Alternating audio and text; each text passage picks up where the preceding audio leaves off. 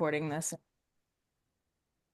Okay, so talking about overcoming self-imposed limitations, we're going to start off with a Mel Robbins quote. And that quote is, "You are one decision away from a completely different life."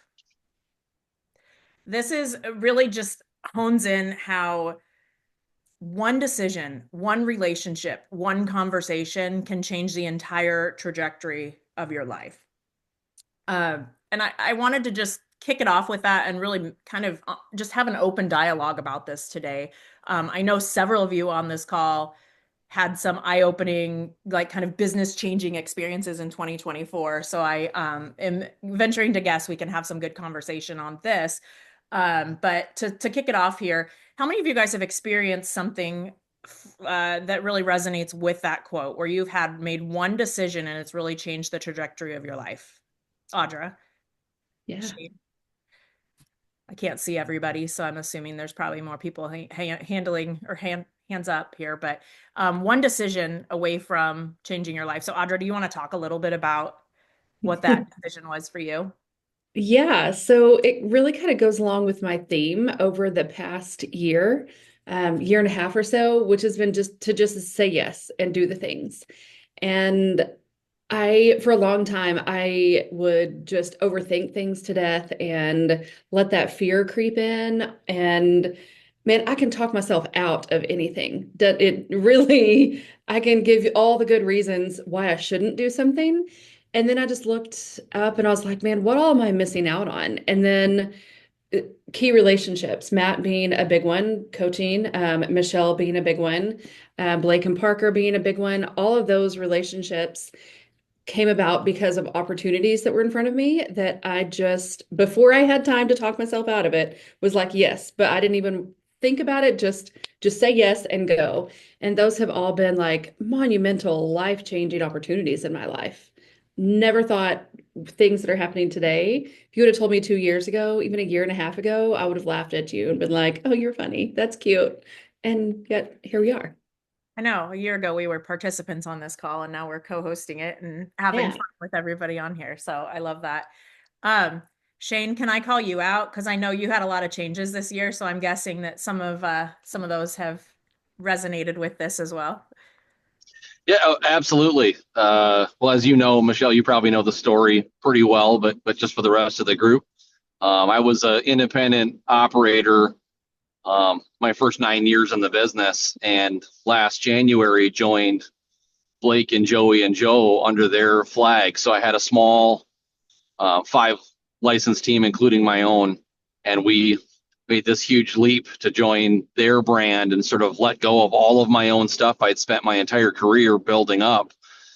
Let go of that to join their group and adopt all of their systems and all of their processes and all of their principles and all those things to really have a full buy-in. And that's what has trajected my career basically to where I am now. It was a really big thing at the time, a lot of conversations with the wife and a lot of time in prayer. And do I really want to do this? Because it was such a significant change. But now sitting here having the conversation with you guys, I don't regret it. So the other thing, and so number one is just the putting yourself in the right rooms with the right people, being open to conversations and being open-minded. The second thing is really breaking down barriers. So Ed Mylett says, when you're in the habit of keeping promises you make to yourself, sorry, this is not the right one that I was jumping around here. Anyway, Ed Mylett talks about keeping promises to yourself, breaking down barriers, setting goals. So I want you to think about some barriers in your life, some things that maybe you guys have talked about previously that are holding you back. Maybe it's you don't want to pick up the phone. Maybe it is that you can't see yourself getting past 20 or 30 transactions a year. Maybe it's that you simply only see yourself in the future being a real estate agent, working the grind, and not being able to leverage out to other people, grow a team, have an assistant, those kind of things. So if anybody is brave enough to share, what are some limiting beliefs maybe that you have that you're working to break through?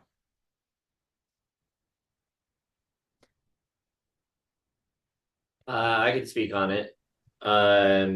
Right now, I'm brand new in the industry, and I have taken a walk twice down my neighborhood, and I haven't knocked on any doors, so I get like really anxious about doing that.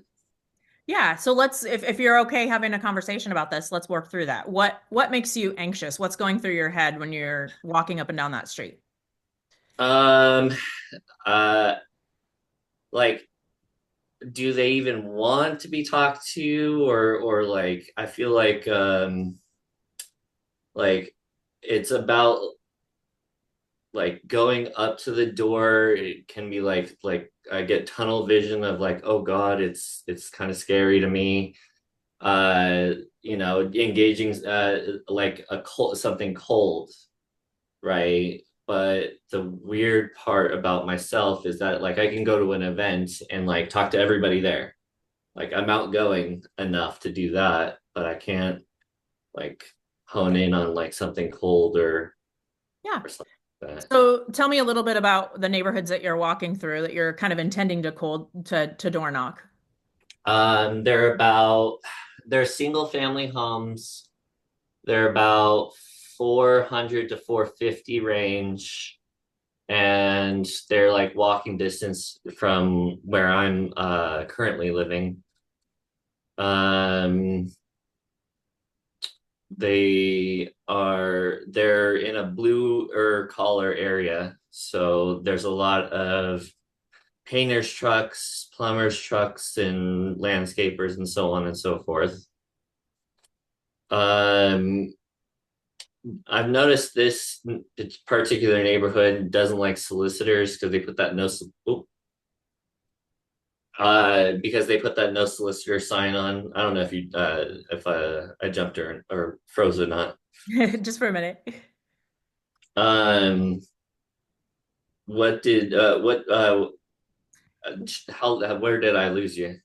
Yep. I just actually we heard it all through there. So I All think right, you cool. got that. Yep. I'm having issues with my computer.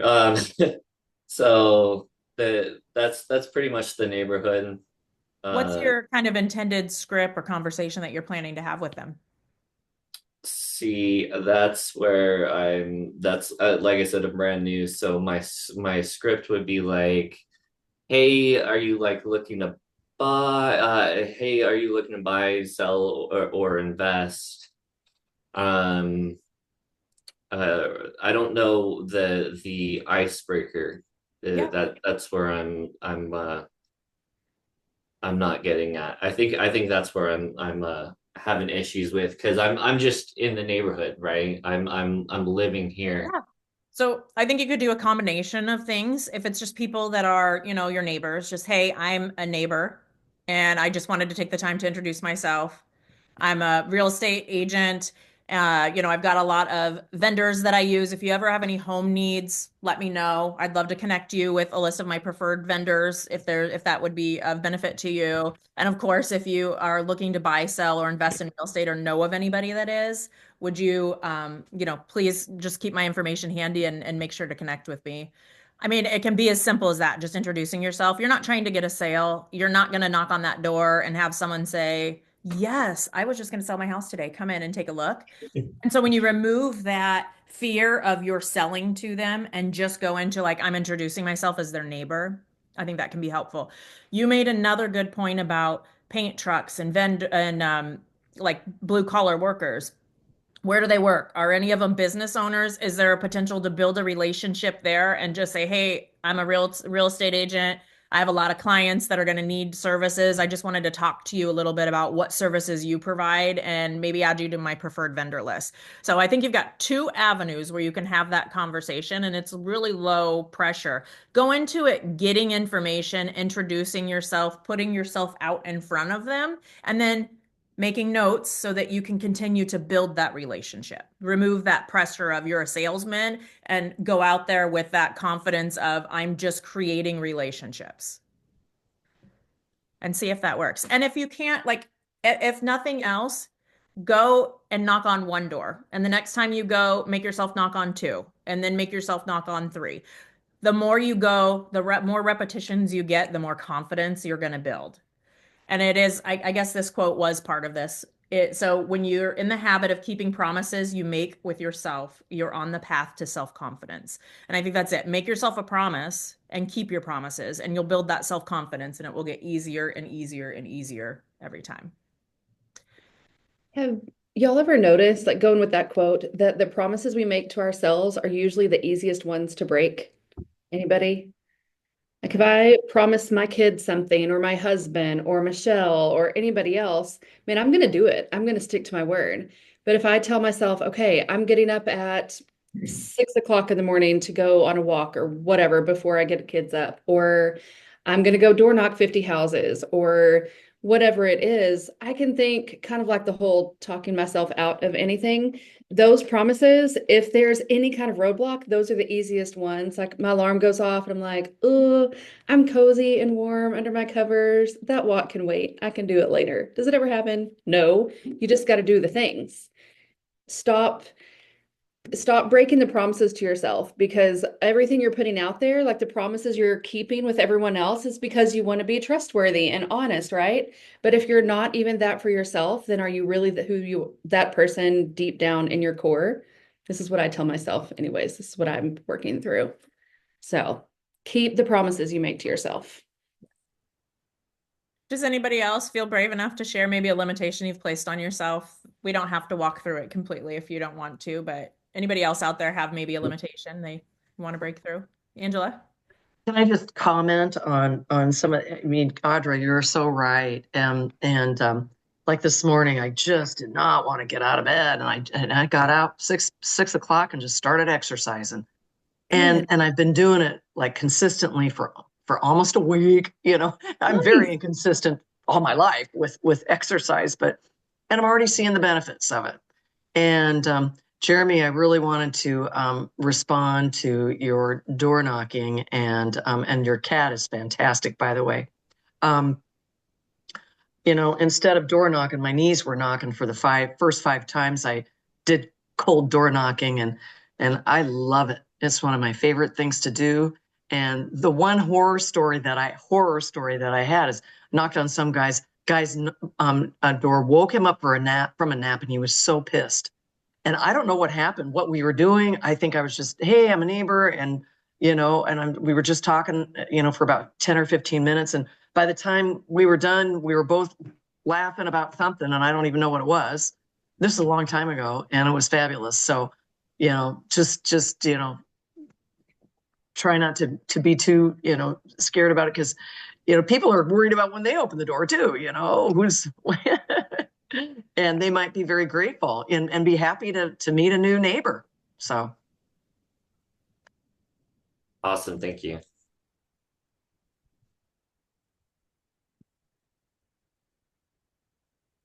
All right. The other concept we want to talk about, we're going to switch gears and talk a little bit of Chris Voss here and talk about pushing limits. For those of you that don't know Chris Voss, if you haven't read the book Never Split the Difference, it is awesome. And he's got some content on his YouTube channel that speaks directly to real estate agents around negotiation. So he's a good one. But he said, if you're not failing, you're not pushing hard enough. And this one really hit me when I read that. I used to have this fear of failure and how people would view me if I failed. If you guys were to scroll through my Facebook from 2024, you'd see I did a lot of things. And I pivoted from a lot of things. But every step that I had, while maybe felt like a failure at the time, helped me grow into the next phase of what I was supposed to do. And I think that was really eye-opening to me, that kind of dropping the overall concern of how people view you and really changing that to how you view yourself. Getting really clear and consistent on what I want my life to look like, what steps I want to take to move forward, and how I want to continue to really just make my life better despite what other people think of it, has been a game changer for me personally. I think failure is a stepping stone.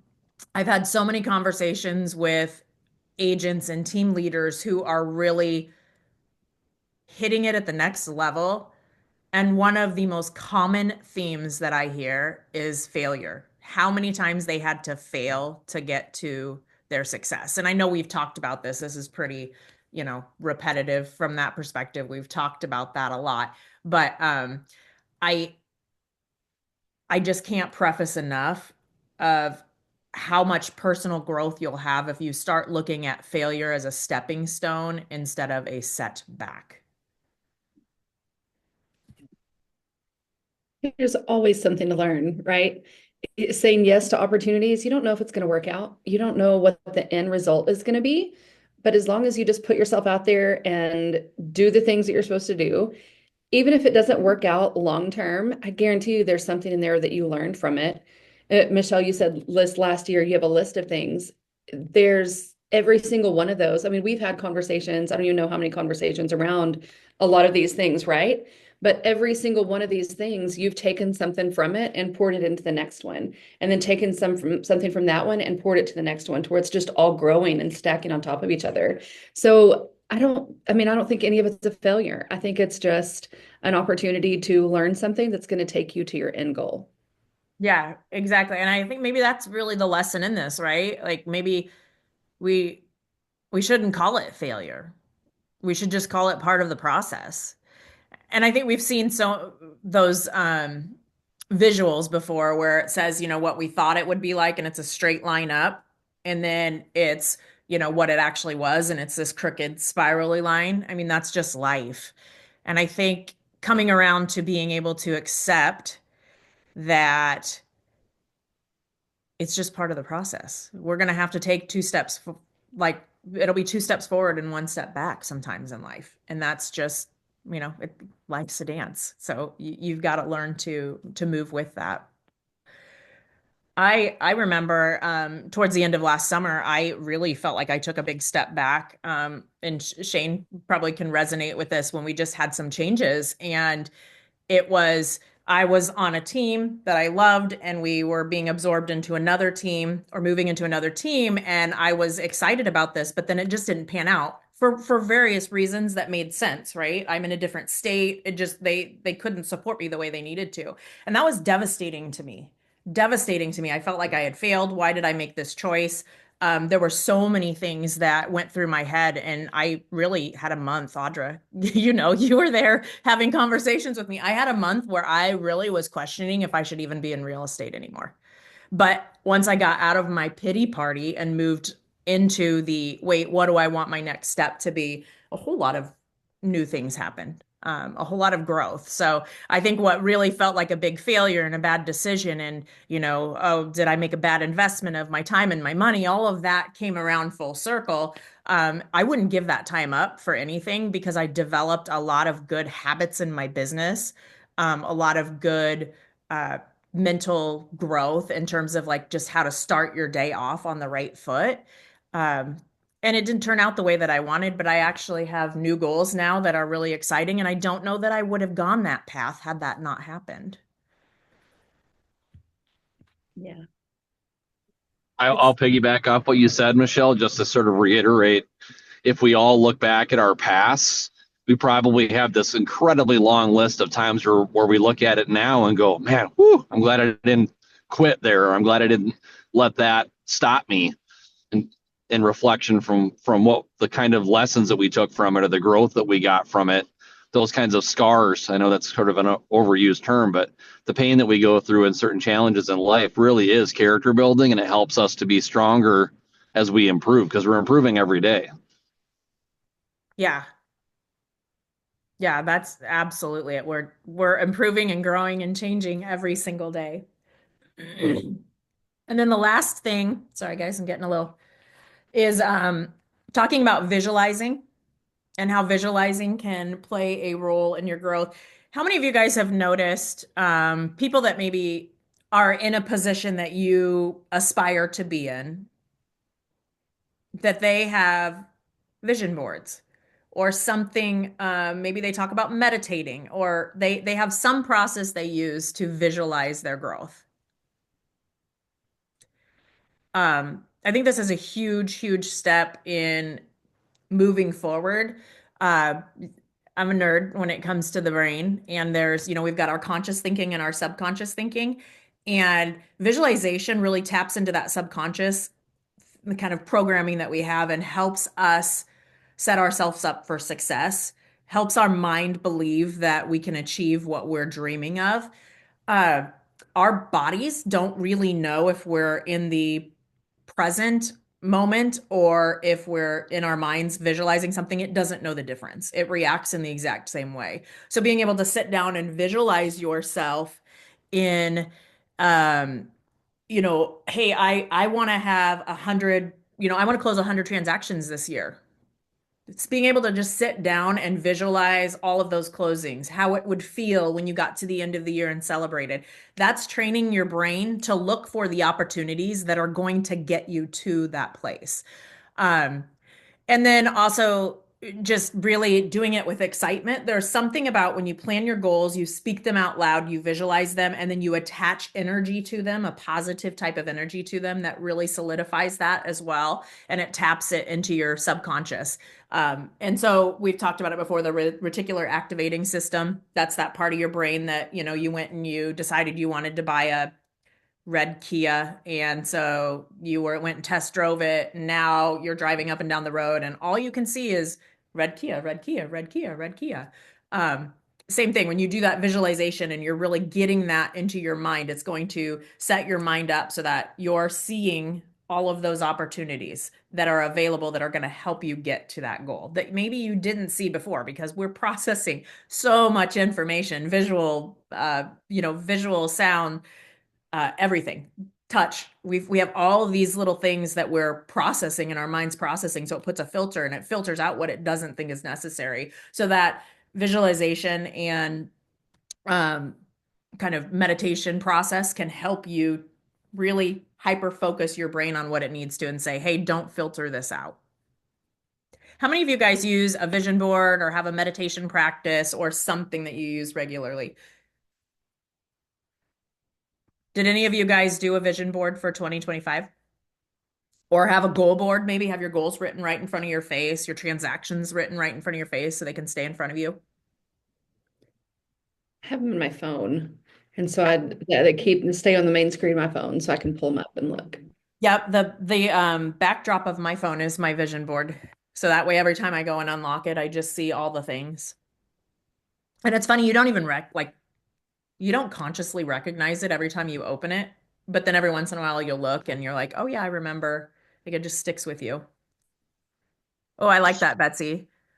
You have it written down with pictures. So you've got multiple channels that you're holding it in there and solidifying that in your mind. I haven't done one for this year, but I've done one in the past, and one of the times it's like I had it on the side of our refrigerator, but the part of the wall sticks out on the refrigerator, so it fell down, and I just forgotten about it, and I don't know, maybe months. I mean, it could have been even a year later. I was pulling the refrigerator out to clean it, and I saw it and I picked it up. And I realized, it had been a long time since I'd seen it. And I realized I bought the exact same Toyota Sienna minivan that was on it. We had bought the exact truck for my husband. And it wasn't like my husband had that exact truck. I just put a truck on the thing. And I thought it was the same color. Everything was the same color. It was things like that. So, but I definitely think that when you put stuff out there, you're definitely more likely to have it happen. Yeah, when I've told this story before, but when I started Bold, Matt was my coach, and so part of that process, he has you write a letter and send it to yourself, like a letter that you would open. I can't remember if it was 1 year or 2 years. It's 1 year. 1 year. Okay. And so I had wrote a letter to myself about owning rental properties, and I was in no position that was even going to happen. And to open that letter and then look back, it didn't happen the next year. Mm-hmm. Some of the things that were in there definitely did happen. But the year after that, then I was buying rental properties. And when I moved, I was looking at that and I was like, I can't believe this happened. Like it just reminded me of the power of writing things down. Mm-hmm. It's a very I was just had a conversation with Matt just recently about that. I kind of wish Matt was here because he actually told me to share this sometime. I went in 2018 when I had taken Bold for the first time in the spring. My husband and I, we'd always talked about like having another kid, but we hadn't, because it doesn't always have to be like business related. We hadn't talked about like having another kid. We had talked about it a lot. We weren't like trying or anything like that. And we were not even like talking about moving or anything. And for some reason, like I wrote on the thing that I would be pregnant with our third kid. I would be, don't put things out there if you don't want them to happen. I put that like we would be about ready to buy like another house and all these things. And then a year later, so that was in the spring of 18. In July of 19, I got the letter in the mail, and we literally were closing on our house in 3 days, about to move. And I was 20 weeks pregnant. And I was like, what the heck? And I had put something about like my income for the whole year for 2019 too. And I was almost at that income for 2019 in July. Like it wasn't even, I didn't have to wait for the whole year. So yeah, it's pretty crazy. Yeah, I would challenge you guys if you haven't written down your goals, even if you just put it on a notepad today, a few of your goals for the year, write them down. There's something powerful that happens when you write down your goals. And then really don't limit your challenges, challenge your limits. So I would encourage you guys to set bigger goals than you think that you can achieve. What's funny is most people set big goals for like a year from now, short-term goals, but their 5 and 10 year plan, they don't set high enough goals. So thinking about not just this year, but like what are some really big goals that could be achievable in 5 or 10 years, and what steps can you take towards that now as well? Like planting those seeds now so you can get there. But we have a minute left here. Does anybody have anything else? Any thoughts, comments?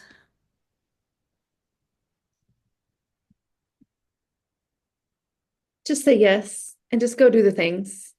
Stop giving yourself even just that fraction of time where the fear and the doubt and all the reasons why you shouldn't do it start creeping in.